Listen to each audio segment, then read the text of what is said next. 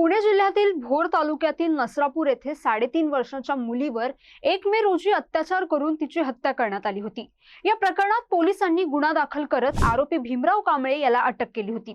घरासमोर खेळत असलेल्या चिमुकलीला त्याने फूस लावून जवळच्या गोठ्यात नेलं। तेथे तिच्यावर अत्याचार केल्यानंतर आरोपीने पुरावा नष्ट करण्याच्या उद्देशाने दगडाने ठेचून तिचा खून केला।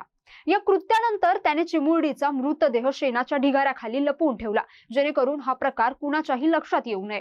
दुपारच्या सुमारास चिमुरडी अचानक दिसेनाशी झाल्याने तिच्या कुटुंबियांनी आणि नातेवाईकांनी चिंतेतून शोधाशोध सुरू केली। गावकऱ्यांनीही शोध मोहीम राबवली। काही वेळानंतर गोठ्यात संशयास्पद परिस्थितीत चिमुरडीचा मृतदेह आढळून आला आणि एकच खळबळ उडाली। त्यानंतर तात्काळ पोलिसांना याची माहिती देण्यात आली। दरम्यान परिसरातील सीसीटीव्ही फुटेज तपासण्यात आले असता आरोपी त्या चिमुरडीला गोठ्याकडे घेऊन जाताना स्पष्टपणे दिसत असल्याचं समोर आलं। या पुराव्यामुळे संशय अधिकच बळावला आणि आरोपीचं नाव पुढे आलं। पोलिसांनी तात्काळ हालचाली करत आरोपीला ताब्यात घेतलं होतं। भीमराव कांबळे यांनी पीडितेला खाऊ देण्याचं आमिष दाखवून उचलून नेलं। एका गोठ्यात घेऊन जात नराधमाने तिच्या शरीराचे लचके तोडले। तिने स्वतःचा जीव वाचवण्याचा प्रयत्न केला, मात्र नराधम कांबळेनं तिला सोडलं नाही।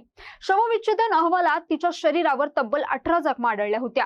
19 मिनिटात या 18 जखमा दिल्याचं तपासात समोर आलं होतं। हीच बाब अधोरेखित करत कोर्टाने कांबळेला अनेक सवाल केले। चिमुकलीने स्वतःला वाचवण्याचा किती प्रयत्न केला असेल, तुला दया आली नाही का, असा प्रश्नही न्यायालयाने आरोपीला विचारला। शिवाय त्याने मुलीच्या मृत्यूनंतरही तिच्यावर अत्याचार केल्याचं कोर्टाने निरीक्षण नोंदवलं आहे। या प्रकरणात सीसीटीव्ही, वैद्यकीय पुरावे, न्यायवैद्यक अहवाल, प्रत्यक्षदर्शींची साक्ष अशा विविध बाजूने तपास करून आरोपपत्र न्यायालयात दाखल करण्यात आलं होतं। याचबरोबर आरोपपत्रांसोबत 55 पेक्षा जास्त साक्षीदारांचे जबाब आणि तांत्रिक पुरावे जोडण्यात आले होते। या प्रकरणात पुणे जिल्हा सत्र न्यायालयात विशेष न्यायाधीश एस.आर. साळुंके यांनी या प्रकरणाचा निकाल देत आरोपीला दोषी ठरवलं आहे। तर दुसरीकडे सरकारी वकिलांनी आरोपीला मृत्यूदंडाची मागणी केली असून मृत्यूदंड न दिल्यास आरोपी तुरुंगात आणखी गुन्हे करू शकतो, असं सरकारी वकिलांनी न्यायालयात म्हटलं आहे। न्यायालय सोमवारी 29 जून रोजी आरोपी भीमराव कांबळे याला शिक्षा सुनावणार आहे। पुढे या प्रकरणी कोर्ट काय निर्णय देतं हे पाहणं आता महत्त्वाचं आहे।